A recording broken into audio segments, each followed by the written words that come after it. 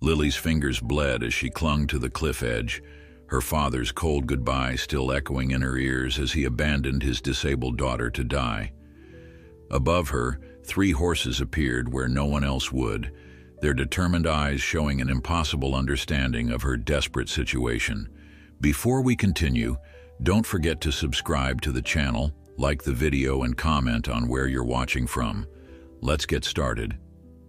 The mountains of Silver Peak were known for 2 things: their breathtaking beauty and the exclusive estates of the ultra-wealthy, who claimed the pristine landscape as their private playground. Among these elites, none were as feared or respected as Maxwell Blackwood. His massive estate, Blackwood Manor, sprawled across 500 acres of the most coveted land, complete with its own lake, forest, and the renowned Blackwood stables. Maxwell hadn't always been wealthy. He'd clawed his way to the top through ruthless business decisions, crushing competitors beneath his expensive shoes without a moment's hesitation. His cold, calculating demeanor had earned him the nickname the Iceman in business circles, though never to his face. Few dared to cross him, and those who did rarely recovered from the experience. At 56, Maxwell was at the pinnacle of his success. His salt and pepper hair was always perfectly styled, his custom suits impeccably tailored to his tall, lean frame. His piercing blue eyes seemed to cut through people, stripping away their defenses and exposing their weaknesses. He was a man who commanded respect through fear rather than admiration. Yet there was one soft spot in Maxwell's otherwise impenetrable armor: his daughter, Lily.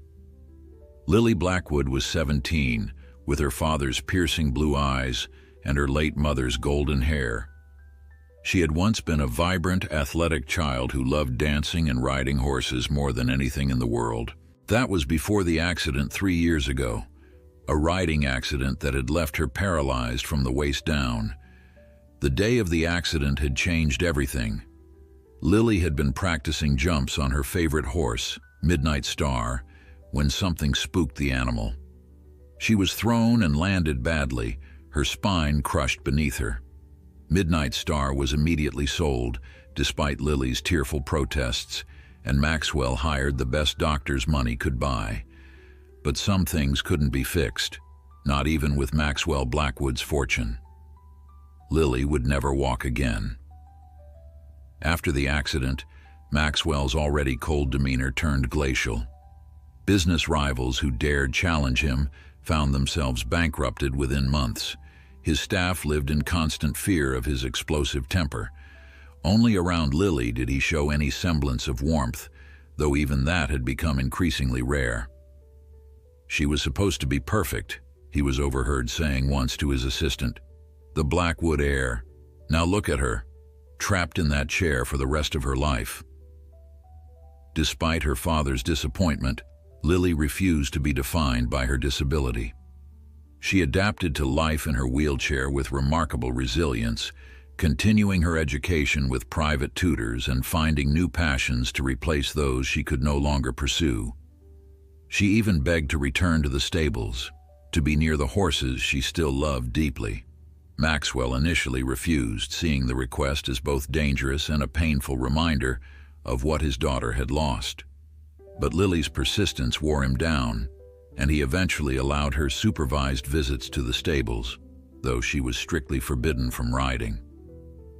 The Blackwood stables housed 12 magnificent horses, each worth more than most people earned in a decade. They were primarily status symbols for Maxwell, trophies to showcase his wealth rather than companions. He rarely visited them himself, leaving their care to the stable hands. Among these horses were 3 that held a special place in Lily's heart.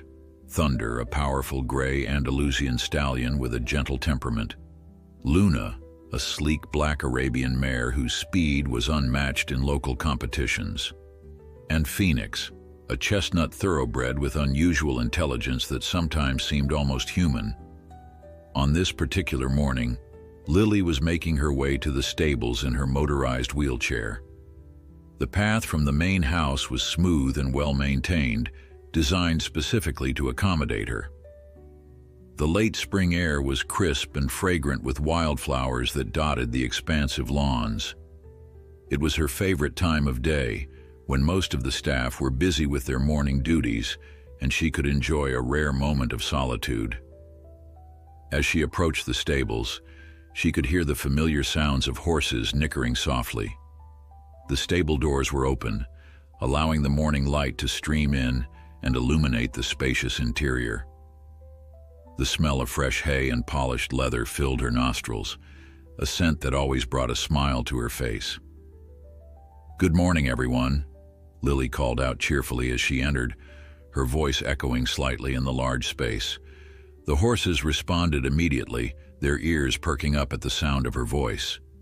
Thunder pawed at the ground, Luna tossed her elegant head, and Phoenix let out a gentle whinny that sounded almost like a greeting.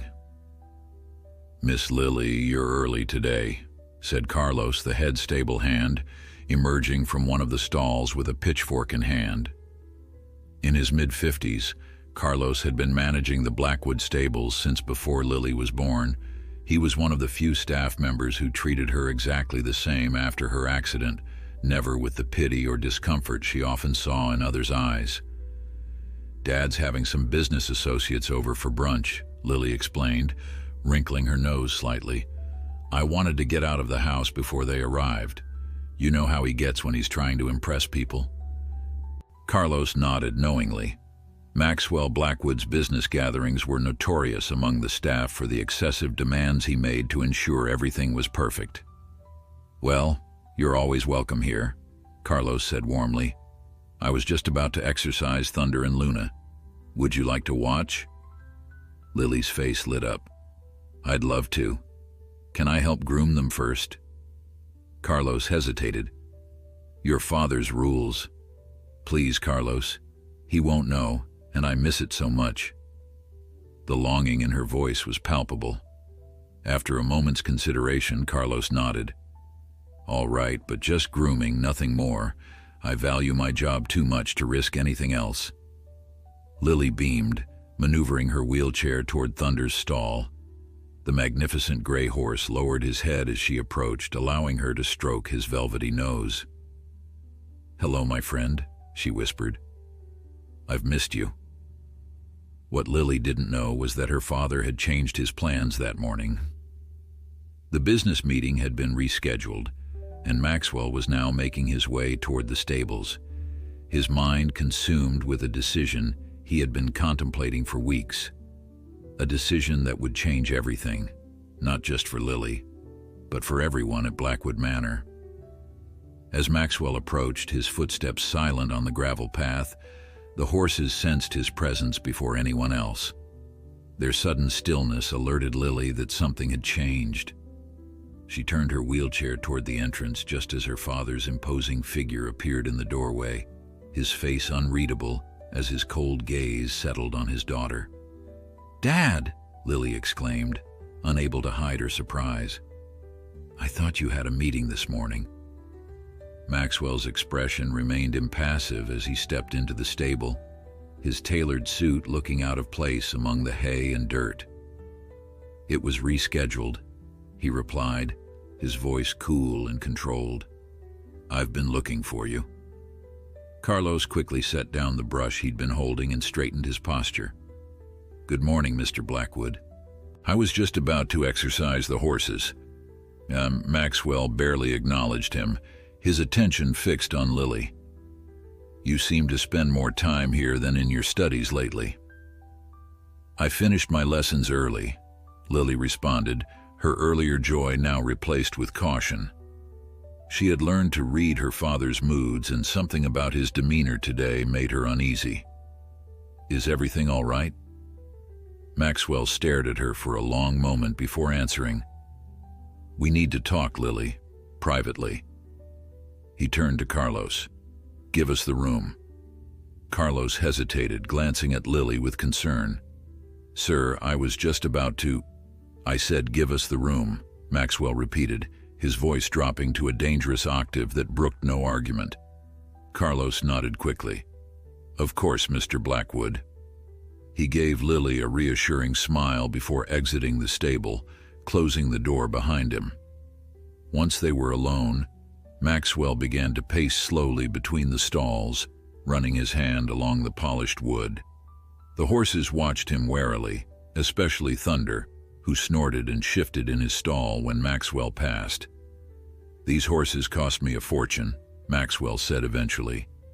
"Do you know how much I spend every month just to maintain this stable?" Lily frowned, confused by this line of conversation. "I never really thought about it." "Of course you haven't," Maxwell replied, a hint of bitterness in his tone. "Why would you? You've never had to worry about money." "Dad, what's going on?" Lily asked, growing increasingly uncomfortable. "Why are we talking about this?" Maxwell stopped his pacing and turned to face her. "I've made a decision, Lily. We're moving to Switzerland." Lily's eyes widened. "Switzerland? But why? Our life is here. The horses—" "The horses are being sold," Maxwell interrupted, his tone final. "All of them. I've already arranged it." The news hit Lily like a physical blow. "Sold? Dad, no, you can't do that. They're assets," Maxwell cut in coldly. "Assets that no longer serve a purpose, like this property." Lily felt her throat constrict, tears threatening to spill from her eyes. "This is because of me, isn't it? Because I can't ride anymore." For a brief moment, something like guilt flashed across Maxwell's face before his features hardened again. "This is a business decision. The Swiss clinic I told you about, the one researching spinal injuries, has agreed to accept you into their program." "The experimental treatment?" Lily asked, her voice barely above a whisper. "But you said it was a long shot, that the risks outweighed the potential benefits." "I've reconsidered," Maxwell replied. "It's time we stopped pretending that this situation is sustainable. You need to walk again, Lily. The Blackwood name deserves better than to be associated with—" He trailed off, but his eyes flicked briefly to her wheelchair. Lily felt as though she'd been slapped. 3 years of living with her disability, and her father still couldn't accept it. Still saw her as damaged, incomplete. "I like my life here," she said quietly but firmly. "I don't want to move to Switzerland. And I don't want to be part of an experimental treatment that even the doctors aren't confident about." Maxwell's jaw tightened. "This isn't a negotiation. The arrangements have been made. We leave at the end of the month." "And the horses?" Lily asked, her voice breaking slightly. "The buyers will be here tomorrow to evaluate them," Maxwell replied, checking his watch impatiently. "It's already settled." Phoenix let out a distressed whinny from his stall, as if he understood the conversation. Luna and Thunder also began to grow restless, pawing at the ground and tossing their heads. "They know," Lily said, glancing at the agitated animals. "They can sense when something's wrong." Maxwell scoffed. "They're just horses, Lily. They don't understand human conversations." "They understand more than you think," Lily insisted. "Please, Dad, don't do this. Don't take me away from here, from them." For a moment, Maxwell's expression softened slightly. He approached Lily and placed a hand on her shoulder, a rare gesture of physical affection from him. "I'm doing this for you, Lily. One day you'll understand that." Lily looked up at her father, seeing not cruelty, but a warped kind of love, a determination to fix what he saw as broken, regardless of the cost. It both touched and terrified her. "We're going for a drive," Maxwell announced suddenly, straightening up. "There's something I want to show you. The view from Hawksbill Point. You used to love it there. Remember how you said it made you feel like you could fly?" Lily did remember. Before her accident, Hawksbill Point had been one of her favorite places, a stunning cliff overlook with views that stretched for miles across the valley. She hadn't been there since losing the use of her legs, assuming it was inaccessible to her wheelchair. "You can get to Hawksbill Point with my chair?" she asked, surprised. "I've had a path cleared," Maxwell replied. Consider it a peace offering. After our drive, we can discuss the Switzerland plans more rationally." Lily hesitated. Her father rarely made conciliatory gestures, and she was touched by the effort he'd apparently made to allow her to revisit a beloved spot. Perhaps if she agreed to this drive, she could use the opportunity to convince him to reconsider the move to keep the horses. "All right," she agreed finally.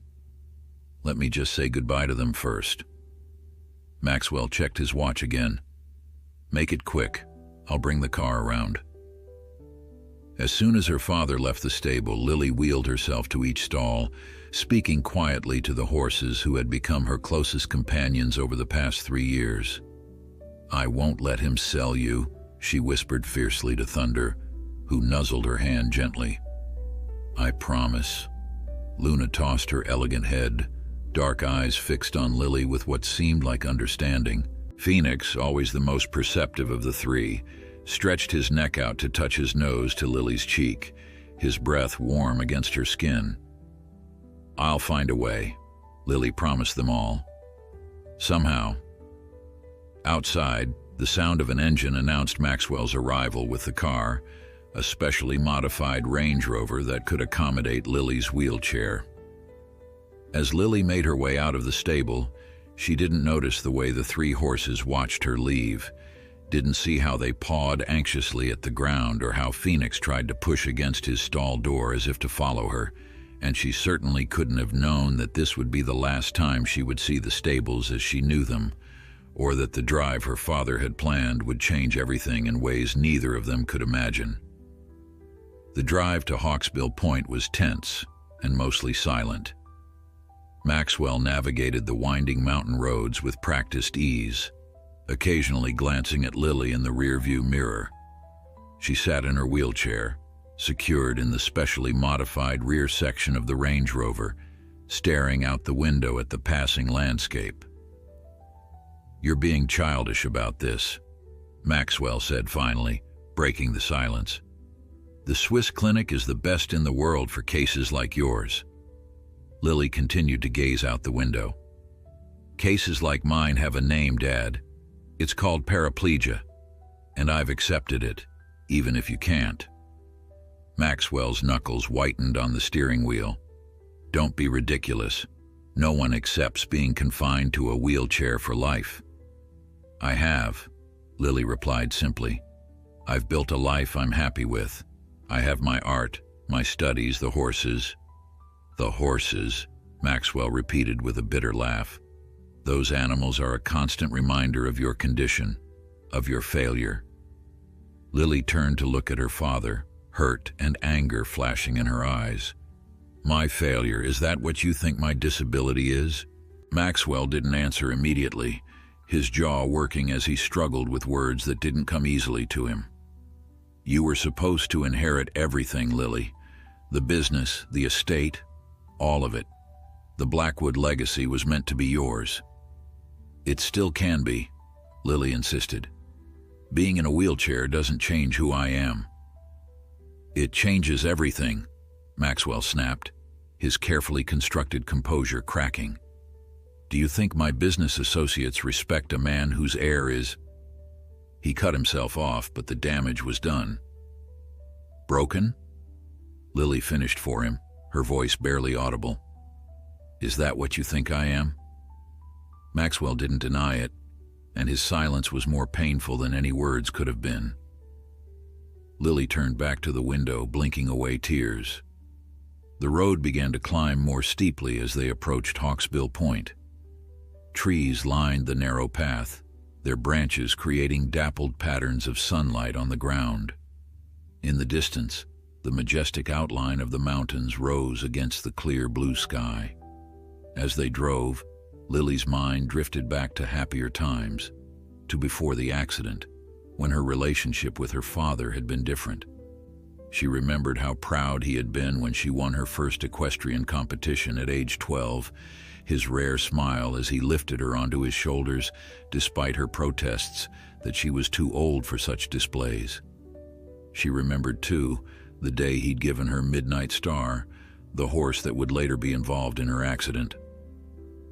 Only the best for my Lily, he'd said, watching her face light up with joy. You'll be unstoppable together. And for a time, they had been.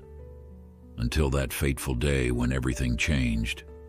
After the accident, something had broken in Maxwell, something beyond the dreams he'd had for his daughter. It was as if her disability had revealed a flaw in him, an inability to adapt or accept imperfection in his carefully controlled world. The car slowed as they reached a small clearing. "We're here," Maxwell announced, pulling to a stop. "I'll get your chair ready." Hawksbill Point was even more beautiful than Lily remembered. The clearing ended at a dramatic rocky outcropping that jutted out over the valley below. From there, the view was breathtaking, rolling hills extending to the horizon, the distant sparkle of the lake on the Blackwood estate, and endless sky above. True to Maxwell's word, a narrow path had been cleared leading to the edge of the cliff. It wasn't paved, but it looked level enough for Lily's wheelchair to navigate with assistance. Maxwell helped Lily into her chair and began to push her toward the overlook. The ground was rougher than it appeared, causing the wheelchair to jolt occasionally. "I used to imagine I could fly from here," Lily said softly as they approached the edge. "Remember when you brought me here on my 10th birthday? I spread my arms out like wings, and you held onto my waist, pretending I was soaring above the valley." Maxwell made a non-committal sound, but his expression flickered with something like nostalgia. "You were fearless then." "I still am," Lily replied, "just in different ways now." They reached the edge of the cliff and Maxwell set the brake on Lily's wheelchair. The view from Hawksbill Point was as magnificent as she remembered, perhaps even more so after years of absence. The wind whipped her hair around her face as she closed her eyes, inhaling deeply. "Thank you for bringing me here," she said sincerely. "I didn't realize how much I missed it." Maxwell stood beside her, gazing out at the valley below. "Your mother loved this spot too," he said unexpectedly. "She said it put everything in perspective." The mention of her mother startled Lily. Maxwell rarely spoke of his late wife, who had died when Lily was only 5. She had few memories of her mother, mostly impressions, a gentle laugh, the smell of lavender, a soft hand stroking her hair. "What was she like?" Lily asked, seizing the rare opportunity. "You never talk about her." Maxwell's face hardened slightly. "She was beautiful, perfect, like you were meant to be." The word choice wasn't lost on Lily. "Before the accident, you mean?" "She would have been devastated to see you like this," Maxwell continued as if Lily hadn't spoken. "Confined, limited. She had such dreams for you." "She would have loved me anyway," Lily replied with quiet certainty. "Wheelchair or not." Maxwell fell silent, his expression unreadable as he stared into the distance. When he finally spoke, his voice was different, detached, almost contemplative. "The Swiss clinic believes they can repair spinal cord injuries using stem cell therapy. The success rate is low, but for someone your age with your specific injury, they're optimistic." "And if it doesn't work?" Lily asked. "What then?" "Then at least we tried," Maxwell replied. "Better than accepting defeat." "It's not defeat, Dad, it's adaptation. It's living my life on my terms." Maxwell shook his head slowly. "You don't understand, Lily. You never have." He moved behind her wheelchair, his hands resting on the handles. "I've given you everything, done everything for you, and still, you fight me at every turn." Lily felt a chill that had nothing to do with the mountain air. Something in her father's tone had changed, becoming colder, more distant. She tried to turn her head to look at him, but could only catch a glimpse of his profile, rigid, determined. "Dad?" she said hesitantly. "What are you doing?" Maxwell's grip tightened on the handles of her wheelchair. "Making the hard choice, like I always do." To Lily's horror, she felt the brake on her wheelchair release. Before she could react, Maxwell began to push her closer to the edge of the cliff, the front wheels of her chair now just inches from the precipice. "Dad, stop!" she cried, panic rising in her throat as she gripped the arms of her wheelchair. "This isn't funny." "I'm not joking, Lily," Maxwell said, his voice eerily calm. "Sometimes to move forward we have to let go of what's holding us back." And with those words, he gave the wheelchair a final push toward the edge of Hawksbill Point. Time seemed to slow as Lily's wheelchair tipped forward at the edge of the cliff. Her scream pierced the mountain air as she felt herself falling, the ground beneath her disappearing. In that moment of terror, a strange clarity washed over her, the realization that her own father had just attempted to kill her. But fate had other plans. The wheelchair caught on an outcropping of rock just below the cliff's edge, jolting to a precarious halt. Lily was pitched forward, her upper body dangling over the abyss while her wheelchair hung partially suspended, caught on the jagged stone. "Dad!" she screamed, her voice echoing across the valley. "Help me!" Maxwell stood at the edge of the cliff, looking down at his daughter with an expression of shock, not at what he had done, but at the fact that it hadn't worked. For a long, terrible moment, he simply stared, as if debating whether to reach down and help her or to finish what he'd started. "You're supposed to be gone," he said, his voice strangely hollow. "A tragic accident. The wheelchair brake failed. I tried to save you, but couldn't reach you in time." Lily's hands scrambled desperately for purchase on the rocky cliff face, her heart hammering in her chest. "Dad, please," she begged, tears streaming down her face. "This isn't you. You don't want to do this." "You don't understand," Maxwell replied, still making no move to help her. "The insurance policy on you is substantial, enough to cover my recent losses, enough to start over somewhere else without the burden of a crippled heir." The coldness of his words struck Lily like physical blows. This wasn't a momentary madness. He had planned this. The specially cleared path to the cliff edge, the sudden decision to bring her here, the talk of letting go of what was holding him back. It had all been leading to this moment. "All those years," she gasped, feeling her grip beginning to slip. "All your talk about the Blackwood legacy. Was it all a lie?" Something flickered in Maxwell's eyes, a ghost of the father he had once been, perhaps. He took a half step forward, one hand extending slightly, as if he might reach for her after all, but then his face hardened once more.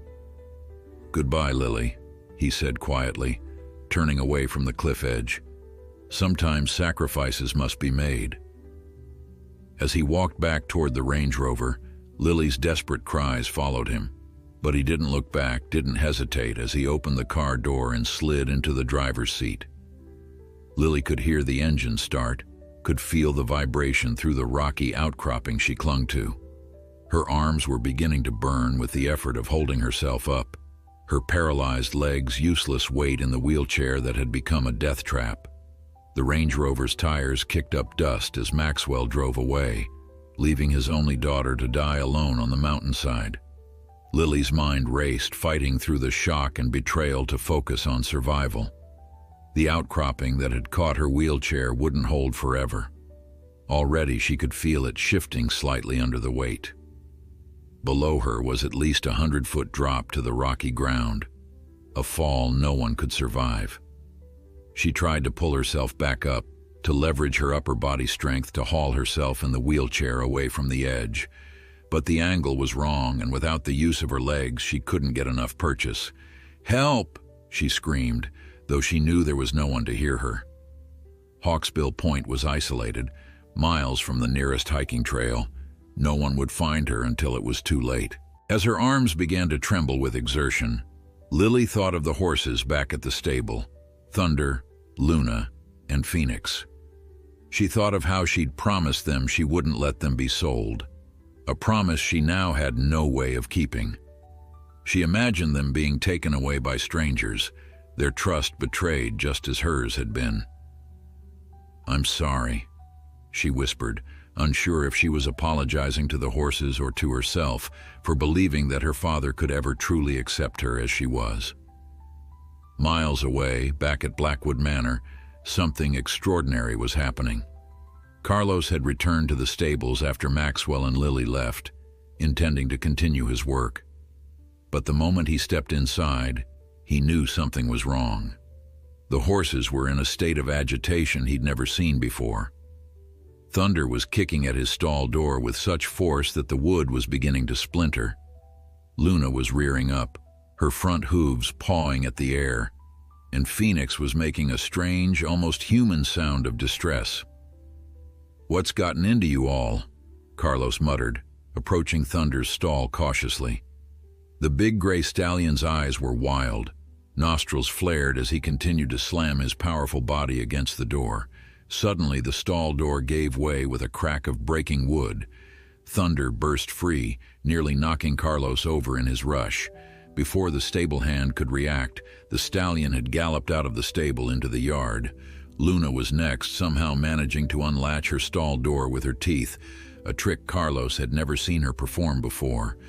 She followed Thunder out into the sunlight, her black coat gleaming. "Dios mío!" Carlos exclaimed, scrambling to his feet. But he was too late to stop Phoenix, who had also broken free and was now racing after the other two horses. Carlos ran outside just in time to see the three horses galloping away from the stables, heading not toward the open fields where they usually exercised, but toward the mountain path that led to Hawksbill Point, the same direction Maxwell's car had taken earlier. He stared after them in disbelief. In all his years working with horses, he'd never seen anything like it. It was as if they were responding to some call that only they could hear, some urgent message that drove them to break free from their stalls and race toward the mountains with such determination.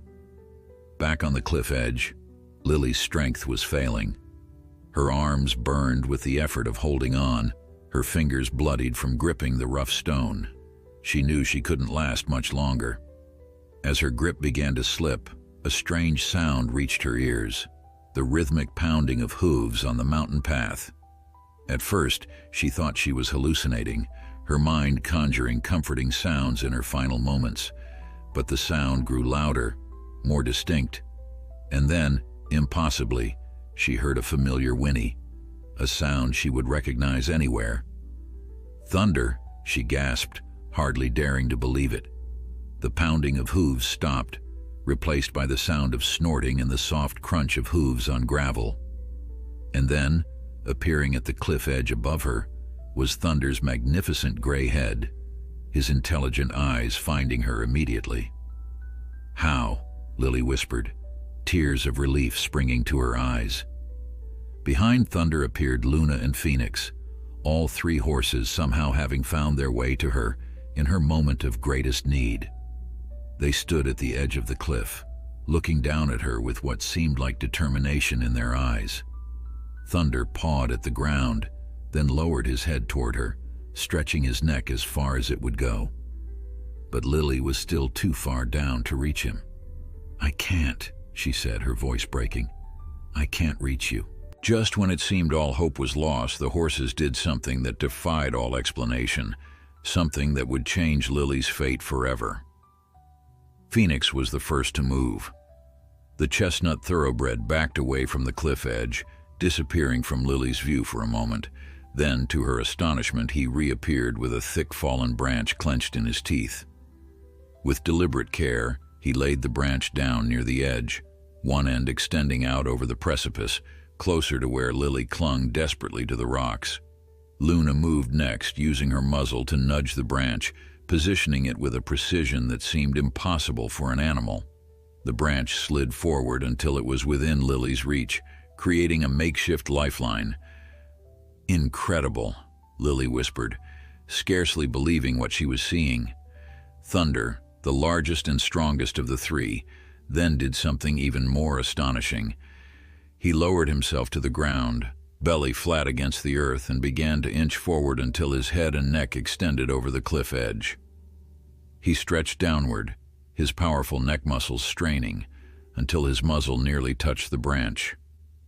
Lily understood with sudden clarity what they wanted her to do. With the last of her strength, she reached up and grabbed the branch with one hand, keeping her other hand firmly gripped on the rock face. The branch held, though it bent alarmingly under the strain.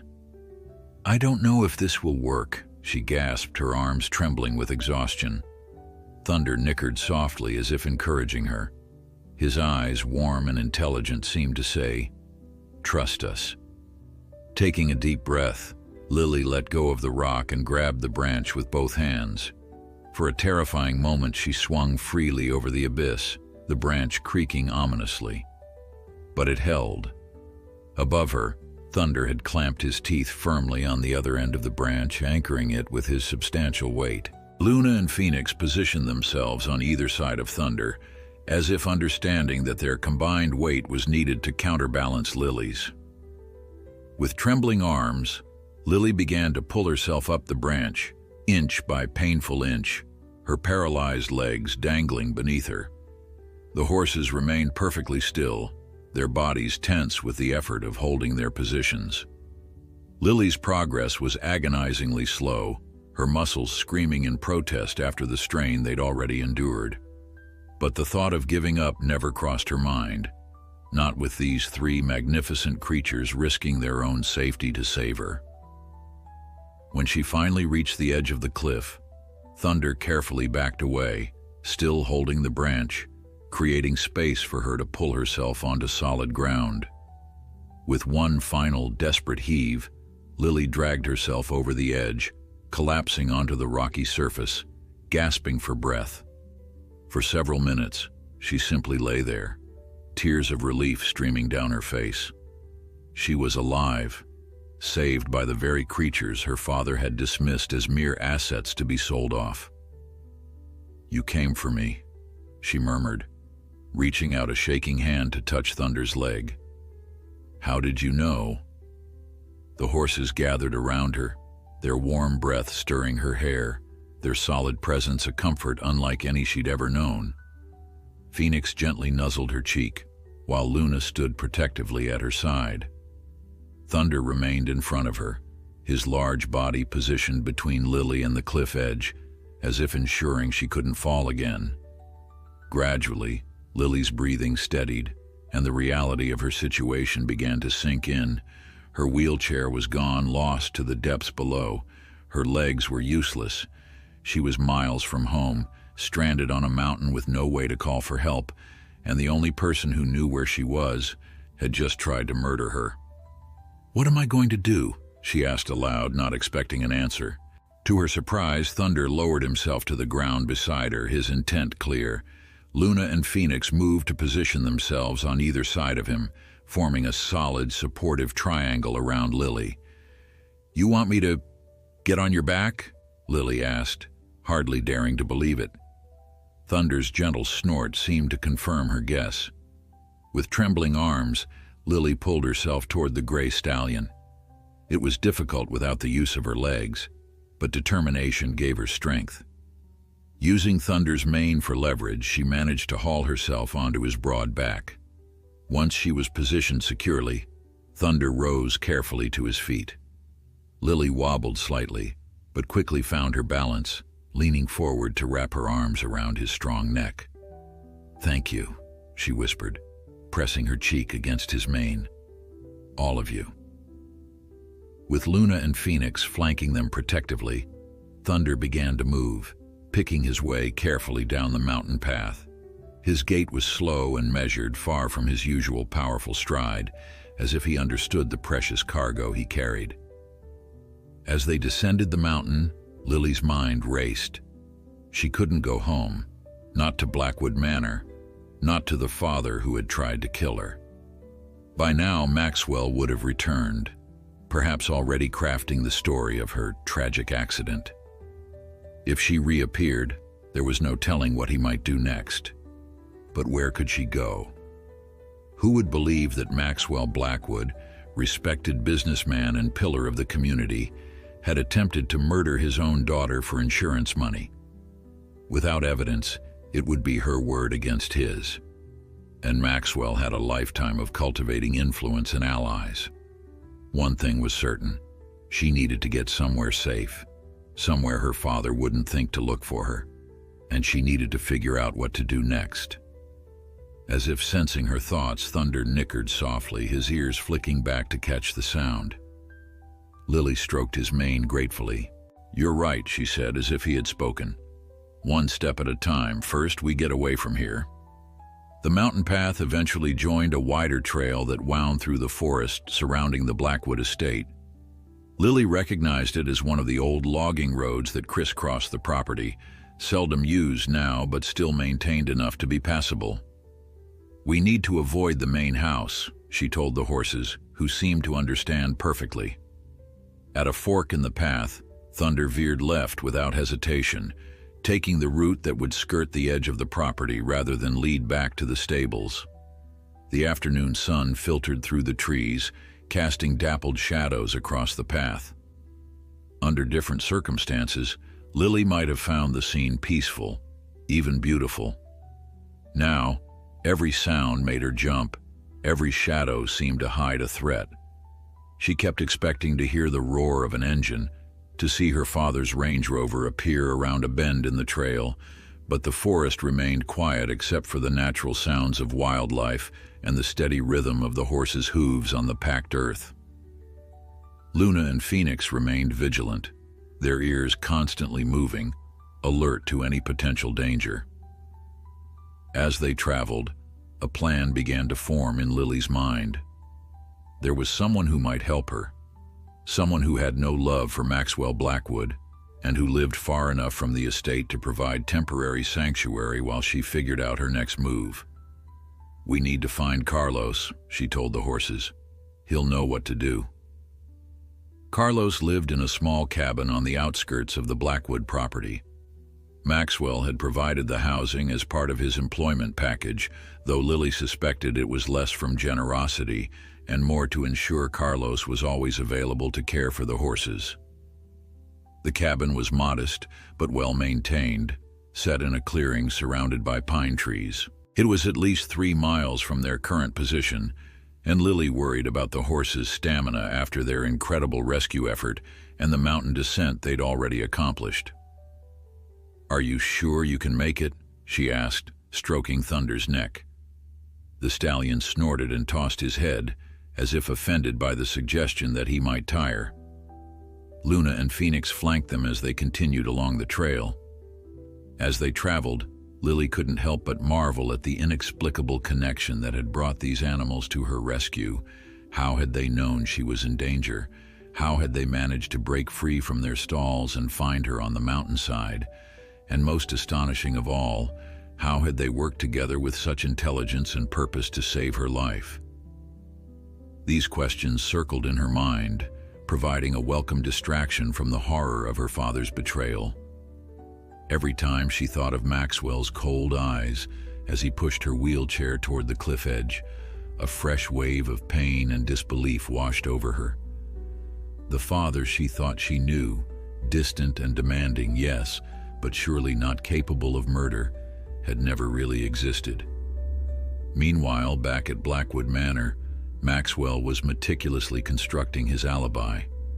He'd driven back from Hawksbill Point at a leisurely pace, stopping at a lookout spot halfway down the mountain to compose himself and prepare his performance. When he finally returned to the house, his face was a mask of shock and grief. He burst through the front doors, his normally impeccable appearance disheveled, his eyes wild with manufactured panic. "Call the police," he shouted to the startled housekeeper who met him in the foyer. "There's been an accident. Lily..." He broke off, as if too overcome to continue. Within minutes, the house was in chaos. Staff members rushed to call emergency services while others attempted to comfort their distraught employer. Maxwell sank into a chair in the grand living room, head in his hands, the perfect picture of a father devastated by tragedy. "It was the wheelchair," he explained brokenly to the gathering staff. "The brake failed. We were at Hawksbill Point. I tried to grab her, but it happened so fast. She went over the edge before I could reach her." The housekeeper, Mrs. Winters, who had helped raise Lily after her mother died, let out a wail of anguish. "Oh, poor Miss Lily. We must send a search party immediately." Maxwell shook his head grimly. "The drop is over 100 feet onto rocks. No one could survive that fall. This isn't a rescue mission anymore. It's a recovery." As the staff dissolved into tears and shock, Maxwell excused himself to his study, ostensibly to call the authorities. Once alone, he poured himself a generous glass of scotch and allowed himself a small, satisfied smile. Everything was proceeding according to plan. He had already contacted his insurance broker that morning, confirming that Lily's policy was still active and reviewing the payout details just out of curiosity. The policy would pay out triple for accidental death, more than enough to cover his recent investment losses and fund a comfortable new start elsewhere. Of course, there would be questions. An investigation was standard procedure in any accidental death, especially one involving a wealthy family. But Maxwell had prepared for this. The trail leading to Hawksbill Point was rough in places, rough enough that a wheelchair brake could conceivably fail.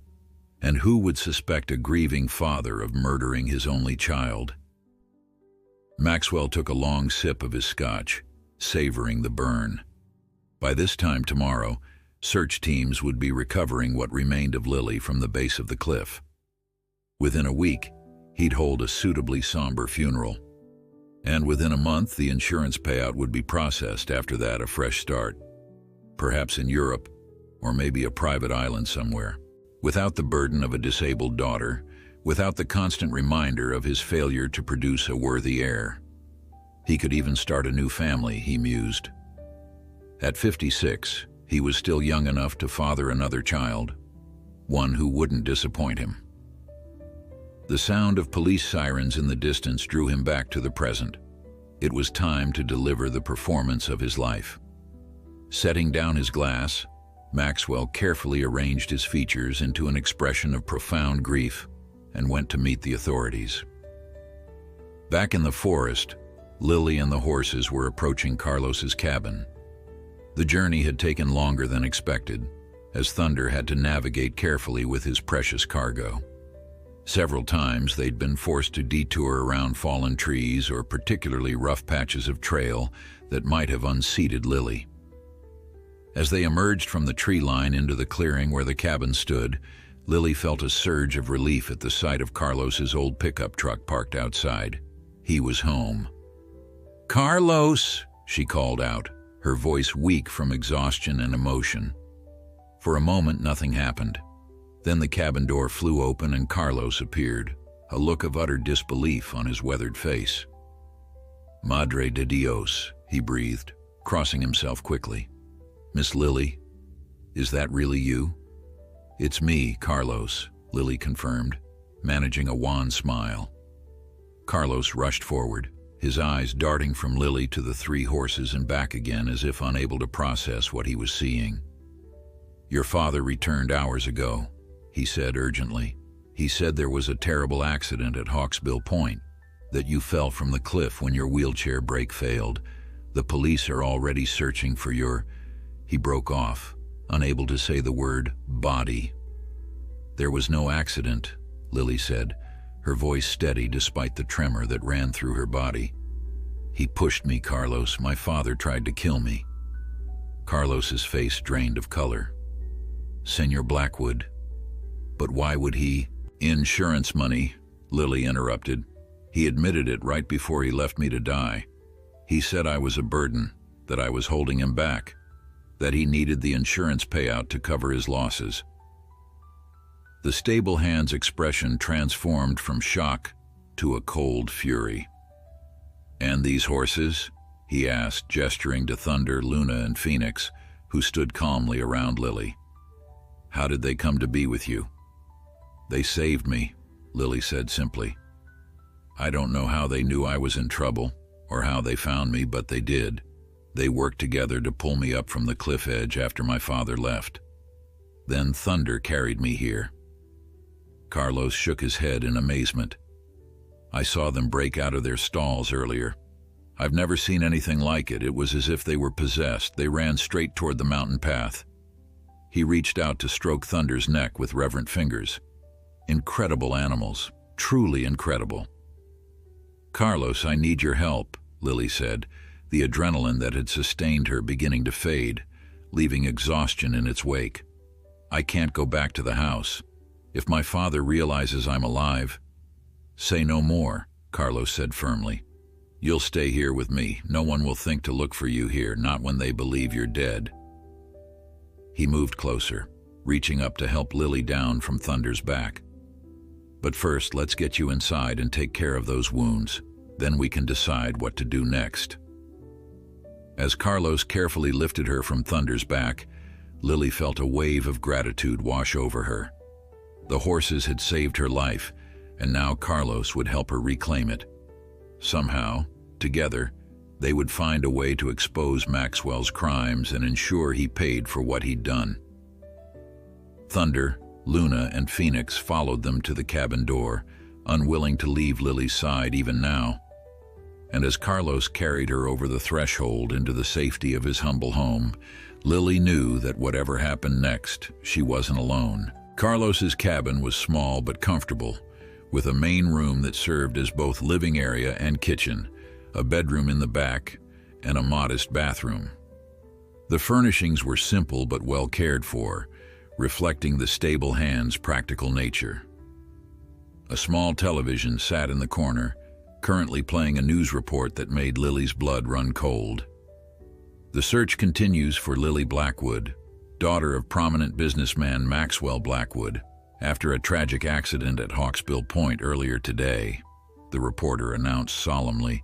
Authorities have deployed search and rescue teams, but officials say the likelihood of survival after such a fall is minimal.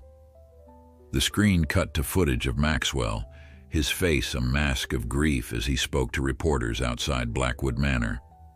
"My daughter was my world," he said, his voice breaking convincingly. "I keep replaying those moments in my mind, wishing I had been faster, that I could have reached her before." He trailed off, covering his face with his hands as if overcome with emotion. Lily watched in disbelief, sickened by her father's performance. "He's actually enjoying this," she whispered. "He's playing the devastated father while celebrating that I'm gone." Carlos turned off the television with a disgusted click. "The man has no soul," he muttered, shaking his head. "To do this to his own daughter." Lily sat at Carlos's kitchen table, wrapped in a blanket he'd provided. Her clothes were torn and dirty from the ordeal, her arms scratched and bruised from clinging to the cliff face. Carlos had tended to her wounds as best he could with his limited first aid supplies, but the deepest injury, the betrayal by her own father, was beyond his ability to heal. Outside the cabin's windows, Thunder, Luna, and Phoenix remained, grazing peacefully in the small clearing. They had refused to return to the stables, staying close to the cabin as if standing guard over Lily. Occasionally, one of them would approach the window, peering in as if checking on her. "I've never seen horses behave like this," Carlos remarked, watching as Phoenix nudged Luna gently, the two of them communicating in some silent equine language. "It's almost as if they understand everything that's happened." "I think they do," Lily said softly. "When I was hanging from that cliff, the way they worked together to save me, it wasn't just instinct. They were problem-solving, communicating with each other." She shook her head in wonder. "I've always felt connected to them, but this is something different, something I can't explain." Carlos nodded thoughtfully. "In my country, there are old stories of animals with special souls, animals who can sense things beyond human understanding. My grandmother would say these horses have been blessed with such souls." A comfortable silence fell between them as they watched the three horses through the window. The golden afternoon light bathed the clearing in a warm glow, creating an atmosphere of peace that belied the turmoil of the day's events. "What will you do now?" Carlos asked finally, setting a mug of hot tea in front of Lily. She wrapped her hands around the warm ceramic, drawing comfort from its heat. "I need to expose him," she said, her voice hardening with resolve. "I can't let him get away with this, but I don't know how. It's my word against his, and right now everyone thinks I'm dead." "That may be to our advantage," Carlos suggested, sitting across from her. "As long as your father believes his plan worked, he will become careless, overconfident." "You're right," Lily agreed, a spark of determination lighting her eyes. "If I suddenly reappeared, he might try again, or worse, hurt someone else to silence them. But if he thinks I'm gone—" She trailed off, the beginnings of a plan forming in her mind. "We need evidence," Carlos said, voicing her thoughts. "Something concrete that proves what he did." Lily nodded slowly. "The insurance policy. He mentioned a substantial payout. If we could get proof that he confirmed the details just before taking me to Hawksbill Point, and there might be security cameras at some point along the route to the cliff," Carlos added. "Something that shows you were both alive and well on the way there, contradicting his story about a brake failure." As they brainstormed, a soft nickering from outside drew their attention. Thunder stood at the window, his intelligent eyes focused on them as if he were following their conversation.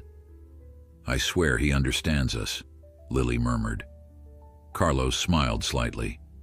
"Perhaps he does, and perhaps he and the others can help us more than we realize." Meanwhile, back at Blackwood Manor, Maxwell was growing increasingly concerned about the missing horses. The police and search teams had been focused on the area below Hawksbill Point, searching for Lily's body among the rocks, but no one had yet noticed the absence of Thunder, Luna, and Phoenix from the stables. However, as evening approached and the regular stable hands arrived for the evening feeding, the alarm was finally raised. "Mr. Blackwood," said one of the junior stable hands, approaching Maxwell nervously in his study. "3 of the horses are missing. Thunder, Luna, and Phoenix. We can't find them anywhere on the property." Maxwell frowned, setting down the brandy he'd been sipping to celebrate his successful deception. "What do you mean, missing? Horses don't just disappear." "Their stalls were damaged, sir. It looks like they broke out somehow. Carlos isn't answering his phone and his truck is gone. We thought perhaps he took them somewhere, but it's not like him to leave without telling anyone." A chill ran down Maxwell's spine. The timing was too coincidental. Those 3 horses were Lily's favorites, the ones she spent the most time with, and now they were missing, along with the head stable hand, on the very day of her accident. "Find them," Maxwell ordered, his voice sharp with sudden anxiety. "And find Carlos. I want to know exactly what happened." As the stable hand hurried away, Maxwell poured himself another brandy with a slightly trembling hand. It was nothing, he told himself, just a strange coincidence. Probably Carlos had taken the horses for some emergency veterinary treatment and forgotten to inform anyone in the chaos following Lily's death. But a nagging doubt gnawed at him. What if, somehow, the impossible had happened? What if Lily had survived? The fall should have been fatal, he'd made sure of that. But if by some miracle she had survived, and if Carlos was helping her? Maxwell shook his head, dismissing the thought. No. The cliff was too high, the drop too sheer. No one could have survived, especially not a paralyzed girl with no use of her legs. It was impossible. Still, he found himself reaching for the phone, dialing the number of his security chief. "I want you to find Carlos Mendez," he instructed. "Check his cabin, check the local hospitals, check the roads leading from the property. And I want to know immediately if anyone finds those missing horses." Hanging up, Maxwell stared out the window at the gathering dusk. The perfect crime, the perfect escape, suddenly seemed less perfect. For the first time since leaving Lily at the cliff's edge, he felt a flicker of unease. Back at the cabin, unaware of the search that was about to begin, Lily and Carlos continued to refine their plan. With the horses keeping vigilant watch outside, they worked into the night, determined to gather the evidence they needed to bring Maxwell Blackwood to justice. What neither of them realized was how quickly their time was running out, or that the fragile sanctuary they had found was already at risk of discovery. Dawn broke over the forest with a gentle pink glow that belied the growing danger. Lily had spent the night on Carlos's small couch, drifting in and out of troubled sleep filled with nightmares of falling. Each time she woke with a start, she would see one of the horses looking in through the window, as if keeping watch over her, even in the darkest hours. Carlos had risen early and gone to check if Maxwell's men were searching the property. He returned with grim news. "They're everywhere," he reported, pouring coffee into 2 chipped mugs. "Security teams with dogs combing the woods. They're focusing on the area around the stables and the main trails for now, but it won't be long before they expand the search." Lily's hands tightened around her mug. "They're looking for the horses, not me," she said. "My father still thinks I'm dead. But he knows something isn't right about the horses disappearing on the same day." "We need to move quickly," Carlos agreed. "I have a friend who works at the insurance company your father uses. If I can reach her, she might be able to help us access records of recent activity on your policy." "And I need to get to my father's study," Lily added. "He keeps recordings of all his phone calls. It's an old habit from his early business days, his way of ensuring he always has leverage if someone tries to double-cross him. If he called the insurance company before taking me to Hawksbill Point, the evidence would be there." Carlos looked skeptical. "Getting you into the house would be nearly impossible. The place is crawling with police and your father's security team." "Not me," Lily corrected. "You. You can say you came back to check on the remaining horses or to get something from the stables. No one would question your presence." Before Carlos could respond, a soft but urgent nickering drew their attention to the window. Phoenix stood there, ears pricked forward in alarm. Moments later they heard it, the distant but unmistakable sound of dogs barking. "They're getting closer," Carlos whispered, moving to the window. In the early morning light, he could just make out figures moving through the trees at the edge of the clearing. "They're coming from the east. We need to leave. Now." Lily's heart raced. "But where can we go? I can't exactly run and they'll spot the horses immediately." Carlos was already moving, gathering essentials into a small backpack. "There's an old hunter's cabin deeper in the forest, near the North Ridge. It's abandoned now, but still standing. Few people know about it. It might buy us some time." The barking grew louder. Lily could feel panic rising in her chest, but she forced it down. Panicking wouldn't help them now. "Help me outside," she instructed Carlos. "We need to move before they reach the clearing." Carlos lifted her easily, carrying her out the back door to where the horses waited. Thunder immediately knelt on the ground, making it easier for Carlos to set Lily on his back. The gesture was so deliberate, so human-like, that even Carlos paused in surprise. "He understands exactly what we need," Lily said softly, settling herself on Thunder's broad back. Luna and Phoenix positioned themselves protectively on either side as Thunder rose carefully to his feet. Carlos quickly fashioned a makeshift rope halter for Thunder. Though Lily suspected it was unnecessary, the horse seemed to know precisely what was required of him. "We'll go north, staying off the main trails," Carlos said, hoisting the backpack onto his shoulders. "I know these woods better than most of Maxwell's men.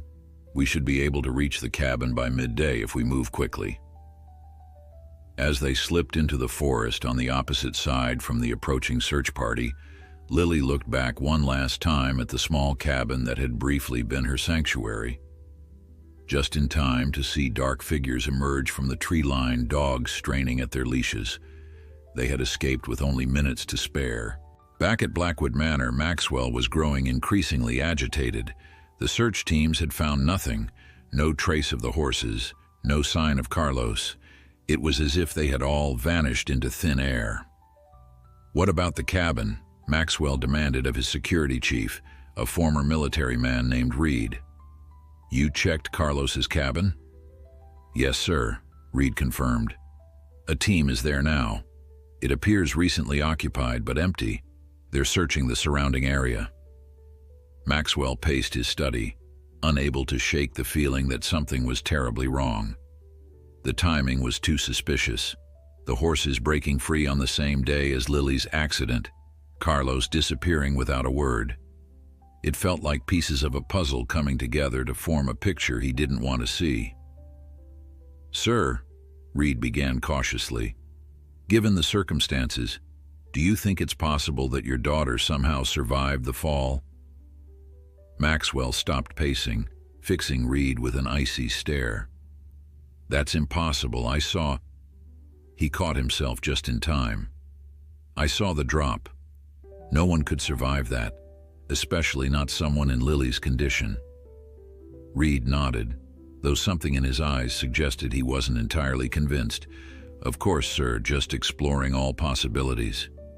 Maxwell dismissed him with a wave, then locked the door behind him. Alone now, he went to his desk and unlocked the bottom drawer, removing a small handgun. If by some miracle Lily had survived, if she was out there with Carlos and those horses, he couldn't risk her returning with accusations that might be believed. His plan had been perfect. It still could be, if he moved quickly enough. Finding Lily, if she was indeed alive, and silencing her permanently, was now his top priority. And anyone helping her would share her fate. Deep in the forest, unaware of the deadly intentions forming in her father's mind, Lily clung to Thunder's mane as the horse navigated the rough terrain with remarkable care. Carlos led the way, occasionally checking his compass to ensure they maintained their northward heading. The morning grew warmer as the sun climbed higher, dappled light filtering through the canopy above. Despite the danger they were in, Lily found herself marveling at the beauty of the forest and the extraordinary connection she felt with the three horses. They moved in perfect synchronization, Thunder carrying Lily with gentle stability, Luna and Phoenix flanking them protectively, all three communicating with subtle movements and soft sounds that seemed to convey complex messages. "They're watching for danger," Carlos observed as Phoenix lifted his head, nostrils flaring as he tested the air. "Better than any guard dog." Lily nodded, stroking Thunder's neck gratefully. "They've always been intelligent, but this is something more. It's almost like they've formed some kind of bond with each other, and with me." "In my village there were stories," Carlos said thoughtfully, "about animals who become something more than animals in times of great need. My grandmother called them spirit guides, creatures who cross the boundary between the animal world and the human one to protect those they've chosen." Under normal circumstances, Lily might have dismissed such ideas as superstition. But after what she had witnessed, the horses breaking free from their stalls, finding her on the mountainside working together to save her from the cliff, she couldn't simply explain it away. "Whatever they are," she said softly, "I owe them my life." They continued in silence for a time, the only sounds the soft thud of hooves on the forest floor and the occasional call of a bird overhead. The peace was shattered by a sudden distant sound that made them all freeze, the mechanical growl of ATVs approaching from the south. "They've expanded the search perimeter," Carlos whispered urgently. "We need to move faster." As if understanding the new danger, Thunder increased his pace, still moving with the careful precision that kept Lily secure on his back. Luna and Phoenix fell into formation behind them, their eyes alert, ears pricked toward the sound of the pursuing vehicles. What none of them realized was that they were being herded, driven northward into a trap that was already closing around them. The old hunter's cabin appeared through the trees, a weathered structure that had clearly stood abandoned for years. Its wooden walls had turned silver with age, and the small porch sagged slightly at one corner. Still, it looked sturdy enough to provide temporary shelter. As they approached, Carlos held up a hand, signaling for them to stop. "Something's not right," he whispered, eyes scanning the clearing around the cabin. "It's too quiet." Lily felt Thunder tense beneath her, his muscles coiling with sudden alertness. Luna and Phoenix had also grown still, their ears flicking back and forth, nostrils flaring as they tested the air. "They're already here, aren't they?" Lily asked softly, a cold dread settling in her stomach. Before Carlos could answer, a figure stepped out from behind the cabin, then another and another, uniformed security personnel from Blackwood Manor, each armed with a tranquilizer gun aimed at the horses. "Miss Blackwood," called one of them, a man Lily recognized as Reed, her father's head of security. "Please remain calm, we're here to bring you home." Carlos moved protectively in front of Thunder and Lily. "She's not going anywhere with you," he said firmly. "Not after what her father tried to do." Reed's expression didn't change, but his eyes hardened. "I don't know what lies you've been telling her, Mendez, but Mr. Blackwood has been sick with worry. There's been a terrible misunderstanding." "The only misunderstanding," came a new voice, cold and familiar, "was thinking you could get away with this, Lily." Maxwell Blackwood emerged from the cabin, his tailored suit incongruous in the forest setting. He held a handgun at his side, not pointing it at anyone yet, but his intention clear.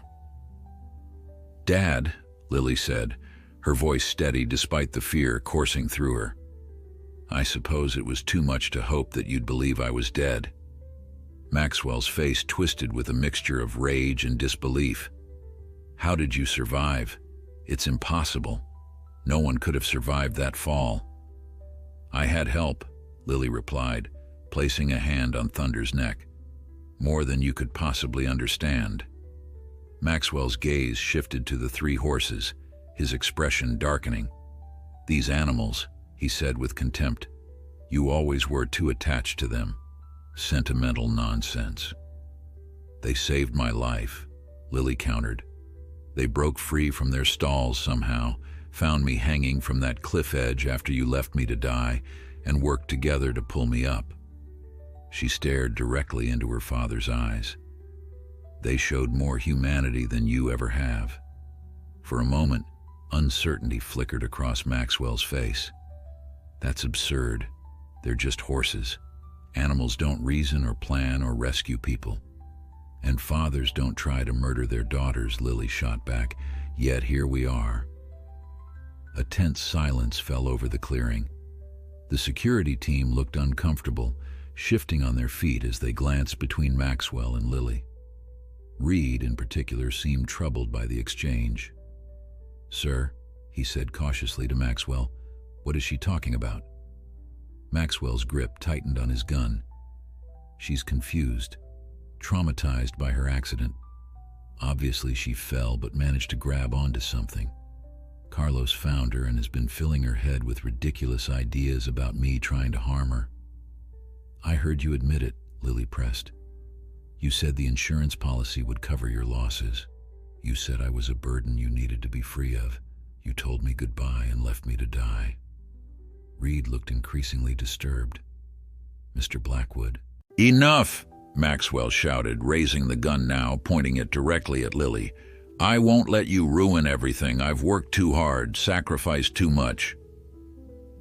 The security team tensed, clearly unprepared for this turn of events. They had been told they were searching for a traumatized young woman and valuable horses, not that they would be witnesses to a confrontation where their employer threatened his daughter at gunpoint. "Put the gun down, sir," Reed ordered, his own hand moving toward the sidearm at his hip. "Stay out of this, Reed," Maxwell snarled. "This is family business." What happened next occurred with such stunning speed that later no one could agree on the exact sequence of events. As Maxwell took a step toward Lily, finger tightening on the trigger, Thunder let out a shrill whinny that seemed to carry a clear message to the other horses. In perfect synchronization, Luna and Phoenix charged forward, not toward Maxwell but toward the security team, creating an instant distraction. The men, startled by the sudden movement, instinctively turned their tranquilizer guns toward the charging horses. In that split second of diverted attention, Thunder made his move. With Lily secured on his back, the powerful gray stallion lunged forward with astonishing speed, directly toward Maxwell. There was intelligence in those eyes, calculation in that movement. Thunder wasn't acting on blind instinct, but with deliberate purpose. Maxwell fired the gun, the shot going wild, as Thunder's shoulder slammed into him with controlled force, enough to knock him down without trampling him. The gun flew from his hand, skittering across the ground and coming to rest at Reed's feet. "She's telling the truth, isn't she?" Reed said, looking down at Maxwell sprawled on the ground, then up at Lily on Thunder's back. "You really did try to kill her." Maxwell scrambled to his feet, his perfect composure shattered, his face contorted with rage. "You don't understand what's at stake. The company is on the verge of collapse. I needed that insurance money." A collective gasp went up from the security team. In his desperation, Maxwell had just confessed to attempted murder in front of multiple witnesses. "I heard all I needed to hear," Reed said grimly, picking up Maxwell's discarded gun and training it on his former employer. "And I suspect the police will be very interested as well." Maxwell looked around wildly, seeing the shocked and disgusted expressions on his security team's faces. In a final desperate move, he lunged toward Lily as if he might drag her from Thunder's back and use her as a hostage. Before anyone could react, Phoenix appeared as if from nowhere, positioning himself between Maxwell and Lily with such precision it seemed choreographed. The chestnut thoroughbred reared up, hooves pawing the air in clear warning. Maxwell stumbled backward, his face pale with fear and disbelief. "This is impossible," he whispered, looking from one horse to another. "They're acting like they understand." "They do understand," Lily said quietly. "Better than you ever did." Luna had circled around behind Maxwell, effectively cutting off any escape route back toward the forest. The three horses had him surrounded, their intelligent eyes fixed on him with unmistakable purpose. Carlos moved to stand beside Reed. "I've worked with horses all my life," he said, "but I've never seen anything like this. It's as if they've formed some kind of bond, with each other and with Lily." Reed nodded slowly, his professional demeanor returning as he processed the situation. "Mr. Blackwood, you're under arrest for the attempted murder of your daughter. These men will escort you back to the main house where the police are waiting." As two security team members moved to restrain Maxwell, he seemed to collapse in on himself, his arrogance evaporating as the reality of his situation became clear. His perfect plan had failed, undone not by human intervention but by three horses who had somehow transcended the limitations of their nature. "This isn't over, Lily," he said, his voice a venomous whisper as the men led him away. "No one will believe this absurd story about horses saving you. They'll think you're insane." Lily watched him go, a strange calmness settling over her. "Maybe," she replied, "but I know the truth, and so do they." She patted Thunder's neck gently, feeling the powerful muscles relax beneath her touch as the immediate danger passed. As Maxwell disappeared into the trees, escorted by his former security team, Lily exchanged a look with Carlos, a look of wonder, relief, and lingering disbelief at all they had witnessed. 6 months had passed since that fateful day at Hawksbill Point. The seasons had changed, summer giving way to fall and then to the first crisp days of winter. The mountains around Silver Peak were dusted with early snow, the forest a palette of whites and deep greens. Blackwood Manor had changed too, though the transformation went far deeper than the cosmetic renovations currently underway. The grand house that had once felt like a prison to Lily now hummed with a new energy, a sense of purpose that had been missing during her father's reign. Maxwell Blackwood had not fared well in the aftermath of his arrest. The evidence against him had been overwhelming, his own security chief testifying about his confession in the forest, financial records showing his desperate attempts to cover mounting business losses, and most damning of all, the recordings from his own study revealing his conversations with the insurance company just hours before taking Lily to Hawksbill Point. The trial had been swift, and the verdict unanimous. Maxwell was now serving a lengthy sentence for attempted murder, his empire crumbling in his absence as the truth about his business practices came to light. The man who had built his life on appearances and power was left with neither. As for Lily, her story had captured the public's imagination in a way no one could have predicted.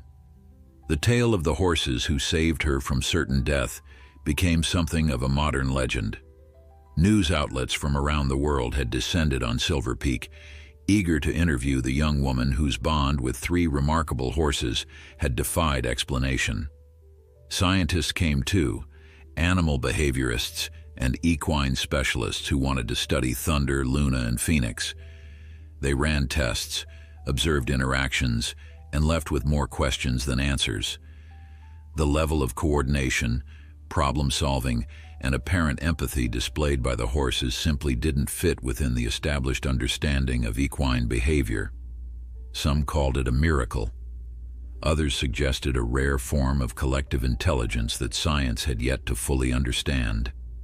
A few even whispered about Carlos's grandmother's stories of spirit guides and animals with special souls. Whatever the explanation, no one could deny the extraordinary nature of what had occurred. Lily had declined most interview requests, preferring to focus on rebuilding her life and planning for the future. Today, however, she had agreed to meet with a documentary filmmaker who had approached the story with a respectful curiosity that appealed to her. They sat on the wide porch of Blackwood Manor overlooking the valley below. Lily, wrapped in a warm blanket against the winter chill, sat in her wheelchair beside the filmmaker, a thoughtful woman named Elena, who had spent weeks observing the horses before requesting this interview. "What's most remarkable to me," Elena was saying, "isn't just that they saved you that day, but how their behavior has continued to evolve since then. The way they communicate with each other, the problem-solving they display, it's unprecedented." Lily smiled, watching as Thunder, Luna, and Phoenix grazed peacefully in the paddock below. "They've always been special, but now they don't have to hide it anymore. It's like they're finally free to be their true selves." "And what about you?" Elena asked. "Do you feel the same way?" Lily considered the question, absently tracing the new Blackwood Equine Sanctuary logo embroidered on her blanket, a silhouette of 3 horses against a mountain backdrop. "Yes," she said finally. "For the first time in my life, I feel completely free. Not despite my disability, but with it as part of who I am." After Maxwell's arrest, Lily had inherited control of Blackwood Manor and what remained of her father's fortune after restitution and legal fees. Her first decision had been to transform the estate into a sanctuary for abused and neglected horses, with Carlos as her partner in the venture. The stables that had once housed Maxwell's living trophies now provided refuge for horses in need of rehabilitation and care. "And the connection you share with these 3 horses," Elena continued, gesturing toward Thunder, Luna, and Phoenix. "Has it changed since that day?" "It's deepened," Lily replied. "Sometimes I feel like we can communicate without words. They seem to know what I need before I do." She smiled softly. "Last week, I was reviewing some paperwork for the sanctuary's nonprofit status, feeling overwhelmed by the legal complexities. Before I even realized how stressed I was, Thunder was at the window, watching me. When I went outside, all 3 of them surrounded me, just standing close, offering their presence until I felt calm again." Elena nodded thoughtfully. "Several of our wildlife experts have suggested that trauma might have acted as a catalyst, that your near-death experience and their response to it somehow forged a neural connection that science can't yet explain." "Perhaps," Lily agreed, "or perhaps it was always there, waiting to be awakened." Maybe we all have these connections available to us if only we're open to them. Their conversation was interrupted by the arrival of Carlos, who now lived in a newly built cottage on the property rather than the small cabin in the woods. Beside him walked a young girl of about 12, her eyes wide with excitement as she spotted Lily on the porch. "Our new volunteer," Carlos explained, helping the girl up the porch steps. "This is Maya. She's been having a hard time at school, and her counselor thought spending time with the horses might help." Lily extended her hand warmly. "Welcome to Blackwood Sanctuary, Maya. I think you'll find that horses have a special way of helping us heal." Maya's eyes darted nervously from Lily to the horses in the paddock below. "Is it true?" she asked hesitantly. "What they say about those three? That they saved you when your dad tried to—" She trailed off, uncomfortable with completing the thought. "It's true," Lily confirmed gently. "Thunder, Luna, and Phoenix did something extraordinary that day. Something that changed my life forever." She glanced at Carlos with a smile. "Would you like to meet them?" The girl nodded eagerly, and Carlos helped Lily into her outdoor wheelchair, a rugged model designed for the uneven terrain of the estate. Together, they made their way down to the paddock, Elena following at a respectful distance with her camera. As they approached, the three horses lifted their heads in perfect synchronization, their ears pricked forward in greeting. They moved toward the fence with a grace that still took Lily's breath away, positioning themselves side by side as if welcoming the newcomer. "They're beautiful," Maya whispered, awe evident in her voice. "They're more than that," Lily replied softly. "They're proof that there are connections in this world deeper than we can understand, that sometimes help comes from the most unexpected sources." She reached out to stroke Thunder's velvety nose as he stretched his head over the fence toward her, and that being broken doesn't mean being defeated. Maya looked up at Lily, then back at the horses, something like hope kindling in her eyes. Behind them, Carlos and Elena exchanged a knowing glance. They had both seen this transformation before, the healing power of the horses at work.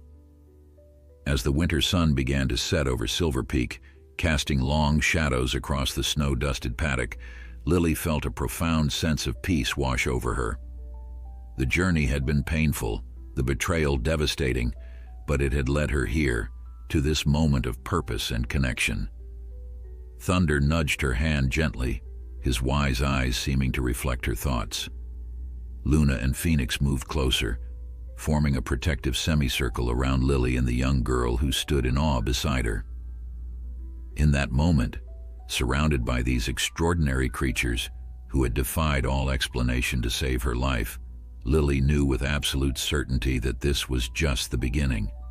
The Blackwood legacy would be rewritten, not as a story of power and ruthless ambition, but as one of compassion, healing, and the remarkable bond between a young woman and three very special horses who had proven that sometimes the most human qualities could be found in those who weren't human at all.